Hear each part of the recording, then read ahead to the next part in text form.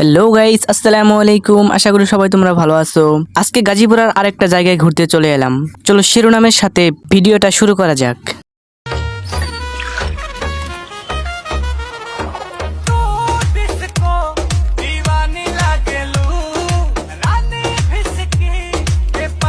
হালকা একটু গ্রামের ফিল পাওয়ার জন্য এখানে আইছিলাম, কিন্তু ঢাকা তো ঢাকাই হয়। হাজার গ্রামের মতো দেখতে হলে কি সেটা গ্রাম হয় না।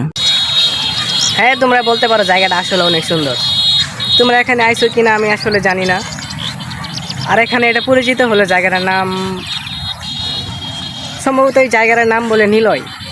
অবশ্যই তোমরা এখানে এসে থাকবে। চলো সামনে যাওয়া যাক। সামনে একটা গাছ দেখা যাচ্ছে, যেটা আমারই মতো একা। এর আগে একটা ভিডিওতে বলেছিলাম।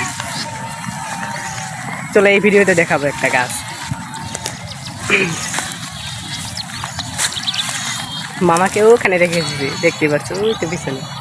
আমি এখানে এসে বলেছি, চলো সামনে যাওয়া যাক। মানে গাইস, তোমাদের যে কি বলবো, আমি যেখানে ঘুরতে যাই এরকম একটা গাছ দেখতে পাই, যেটা একা, আশেপাশে কোনো গাছ নেই, একা দাঁড়িয়ে আছে। এটা কি আমাকে চেতানোর জন্য থাকে নাকি আমি জানি না। এই দেখো গাইস, এই গাছটা দেখতে পাচ্ছ?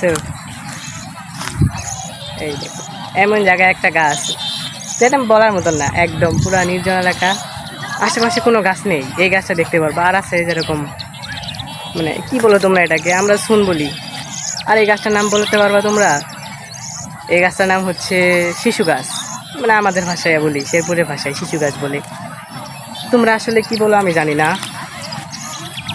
এখানে আসার মূল কারণটাই হচ্ছে গাইস এই যে এইটা, যেটা দেখতে আসলে অনেক সুন্দর। এখানে বিকালটা আসলে অনেক সুন্দর ছিল।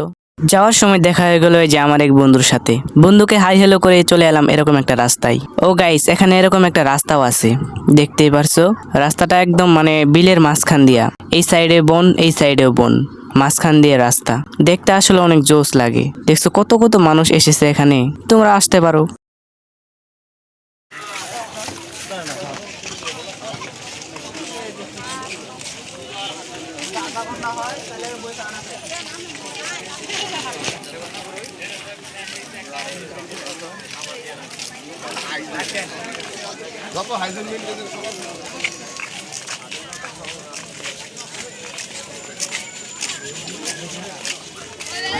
এই গেট দিয়ে প্রবেশ করেছিলাম, আবার এই গেট দিয়ে চলে যাচ্ছি। দেখতে পাচ্ছ গেটটা অনেক সুন্দর। চলো এখানে বাড়িতে যাওয়া যাক। চলো গেট থেকে বের হতে দেখি, দেখো এটাকে চিনতে পারছো? তোমাদের হয়তো কোনো ঘাতক বন্ধু।